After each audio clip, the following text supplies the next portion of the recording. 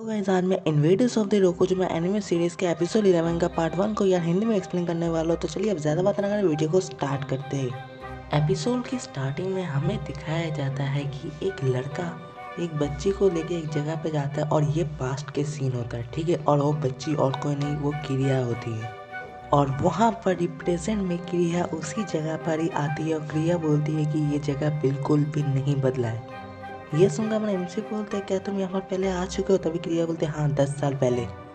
छोड़ो वो सबको, तुम मेरे साथ चलो। और वो दोनों जाने लगते हो। पीछे ही तभी हमें दिखाया जाता है कि रू, तुरी, साना और यूरिका ये चारों उन दोनों को फॉलो कर रहे होते। और तुरी बोलती है कि ये कैसा बंदा है यार, अपने आप को ऐसे सीड्यूस होने दे रहा है। और तब भी रूथ बोलती है कि हाँ ये भूल गया है, शायद ये आपकी नाइट है। तभी साना बोल रही है कि शायद उसकी फेमिनिस्ट वाइन ही इसे इतना ज्यादा कर रहा है। तभी यूरिका बोलती है कि लेकिन इसके पास तो साकुरा सेनपाई है और तब भी ये, मैं उसको छोड़ूंगी नहीं। और इधर यार ओपनिंग सॉन्ग स्टार्ट हो जाता है। फिर जैसे ही ओपनिंग सॉन्ग खत्म होता है हमें दिखाया जाता है कि क्रिया और हमारा एमसी एक राइड चल रहा होता है, वही जो घूम रहा होता है वैसे राइड। और क्रिया बोलती है कि ये भी बिल्कुल भी नहीं बदला। और हमारा एमसी जब क्रिया की तरफ देख रहा होता है तभी क्रिया बोलती क्या होता है, हमारा सोचता नहीं। और हमारा एमसी साइड में रहता है, कर्मा कोमा भी इंजॉय कर रहा होता है एक राइड। और हमारे एमसी बोलते हैं कि ये ठीक है उन दोनों के ऐसे ओपनली छोड़ देना। तभी क्रिया बोलते हैं हाँ आज मैं उन लोगों का डे ऑफ दी हूँ। तभी हमारे एमसी बोलते लेकिन वो तो हमेशा हिडन में रहते हैं, तो फिर ऐसे ओपन में घूम रहे तो कोई दिक्कत नहीं होगा। तभी क्रिया बोलते ऐसा लोकेशन में आता ही नहीं है कोई लोग, इसलिए मुझे नहीं लगता कि कोई देखेगा, कोई नोटिस भी करेगा। ये सुनकर हमारा एमसी बोलते अच्छा। और फिर वो दोनों बस राइड ही चढ़ते रहते, एक राइड के बाद एक राइड, एक राइड के बाद एक राइड। और वो चारों इन्हें फॉलो कर रहे होते, बस यही चल रहा होता है कुछ टाइम तक। और फिर जाकर हमारा एमसी तो टिकट खरीदता है मूवी का। और हमारा एमसी बोलता है क्रिया को क्या ये तुम देखना सच में चाहते हो ये मूवी? ये तो लगता है बच्चों के लिए है। तभी क्रिया बोलते हाँ मैं ये मूवी बहुत टाइम पहले से देखना चाहती थी, फाइनली मैं देखने वाली हूँ। तभी हमारा एमसी बोला अच्छा ठीक है कोई दिक्कत नहीं है चलो। और तभी वो चारों में से तुरिप बोलती है कि वो दोनों थिएटर के अंदर चले गए। तभी यूरिका बोलती है कि थिएटर के अंदर काफ़ी अंधेरा है तो फिर क्या वो लोग। तभी साना बोलते तुम बहुत ज़्यादा ही सोच रहे हो, वैसा कुछ नहीं होने वाला है। लेकिन तभी तुरिप बोलती चिंता मत करो, ऐसे सिचुएशन के लिए मैंने स्पेशली एक ड्रोन बनाया जो मैंने रुत को बोलकर बनाया था। तभी तुरिप बोलते रुत कहाँ गया? तभी साना बोलते कि वो तो पहले 1 सेकंड पहले ही तो यहाँ पर था। तभी तुरंत देखती है सामने कुछ बीटल, वो बीटल मैन रहता है ना, वो एक एनिमी टाइप का या फिर आप बोल सकते पावर रेंजर्स टाइप का, उनके प्ले का पोस्टर लगा हुआ रहता है। और ये देख के तुरंत समझ जाती है। फिर दूसरी तरफ सीन जाता है जहाँ पर वो लोग प्ले कर रहे होते, वो बीटल मैन या फिर जो कुछ भी हो वो वहाँ पर रुत पहुँच जाती है और एक को बहुत ही जोरदार मारती है वो। और तभी रोज बोलते मैं काफ़ी ज़्यादा घर पाई गई थी कि मिस्टर हरकुलिस चैन तुम यहाँ पर हो और तुम मल्टीप्लाई कर रहे हो, मतलब बढ़ रहे हो नंबर में। लेकिन ऐसा बिल्कुल नहीं है। और रोज एक बीटल के ऊपर, मतलब वो बीटल मैन के ऊपर हमला करने जाती है और तभी रेड बीटल मैन आकर उसे बचा लेता है। वो उसके अंदर एक लड़की होती है, बोलती है रुस्तम तुम यहाँ पर क्या कर रहे हो? और वो बस मन में ही बोलती है, वो जोर से नहीं बोल पाती है। और ये लड़की सही से कौन होता है वो मुझे ठीक से नहीं पता होता है।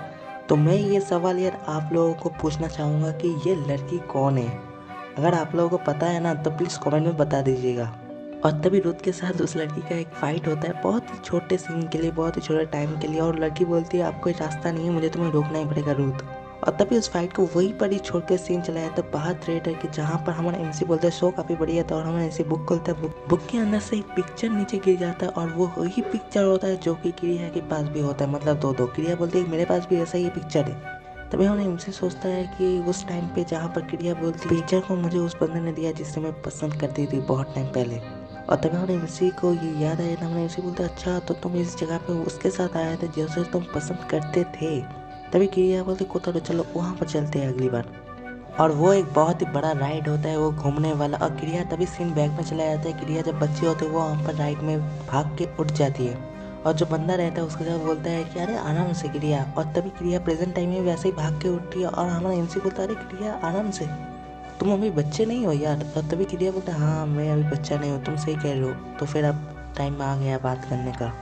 कोथरू मैं यहाँ पर असल में तुमसे कुछ बात करने के लिए आई थी। और हमारे एमसी क्रिया वहाँ पर बैठ जाते हैं। और क्रिया बोलती है असल में 10 साल पहले मेरे और मेरे पिताजी के बीच में एक छोटी सी बात के लिए मतलब झगड़ा हो गया था और मैं घर से भाग गई थी। ये सुनकर हमारा एमसी बोलते ऐसा नहीं लगता कि वो तुम हो? तभी क्रिया बोलते हाँ तब मैं कभी छोटी थी। तभी क्रिया बोलना कंटिन्यू करती है और बोलती है कि असल में उस टाइम मेरी माँ गुजर गई थी तो इसी वजह से मैं थोड़ा अनस्टेबल भी थी।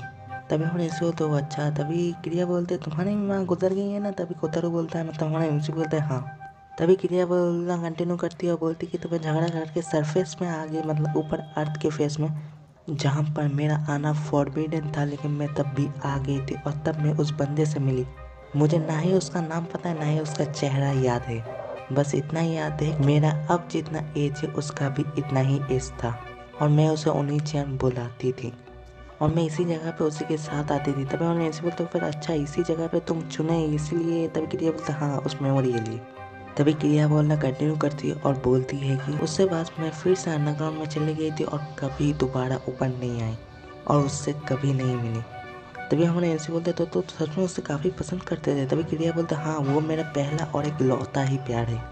तभी क्रिया बोलती है कि इसीलिए मैंने जब इन्वेडर्स इन्वेट करने के लिए कोई कमांडर चुना जा रहा होता तब मैं भी अपना नाम इसीलिए डाली थी क्योंकि मैं भी ऊपर आना चाहती थी। तभी हमने ऐसे बोले सिर्फ तुम उससे मिलने के लिए यहाँ पर इन्वेट कर रहे हो। तभी क्रिया बोलती है कि हाँ तुम ऐसा भी कह सकते हो, इसलिए मैं चाहती हूँ कि जितना हो सके उतना पीसफुल तरीके से हो। मैं इस खूबसूरत शहर को एक वार्ड सिटी में कन्वर्ट नहीं करना चाहती।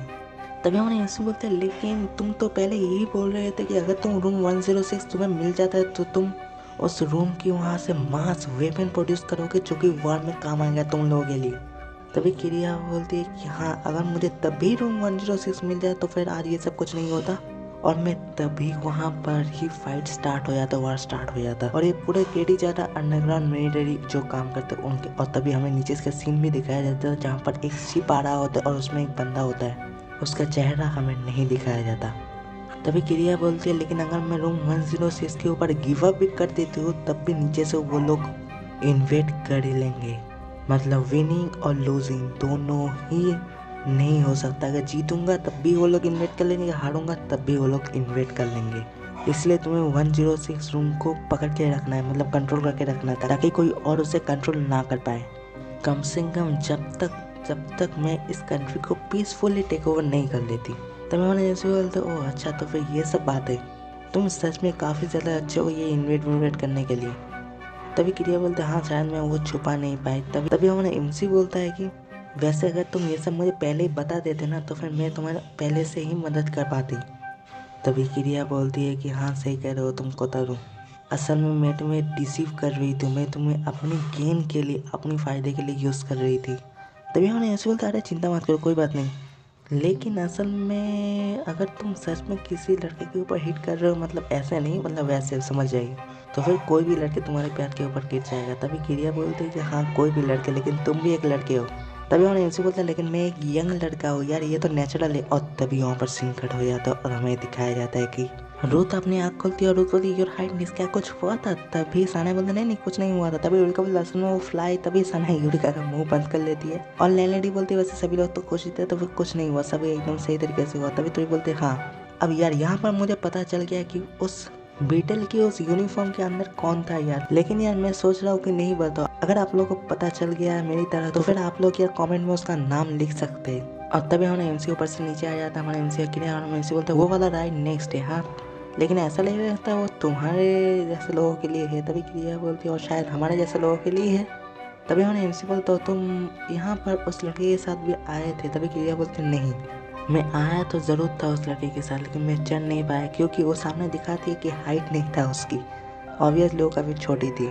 और तभी अचानक से एक अर्थक्वेक आ जाता है और तभी अर्थ के नीचे से एक शिप आया था। हमारे उसे बोलते ये क्या चीज़ है भाई। और तभी क्रिया बोलती है कि सबमरीन है जो कि अर्थ के पीपल यूज़ करते। और तभी उस सबमरीन के अंदर से वो बंदा बाहर आता है, उसका फेस हमें फाइनली दिखाया जाता है। और क्रिया बोलते मुझे पता ही था ये तुम हो सीजामा तोयोमी। और इधर ही यार पार्ट 1 खत्म हो जाता तो नेक्स्ट वीक तक यार आ जाएगा। तो हाँ अगर वीडियो पसंद है ना तो लाइक कीजिए, जितना हो सके उतना शेयर कीजिए। और हाँ अगर सब्सक्राइब नहीं किए थे ना तो सब्सक्राइब कर दीजिए।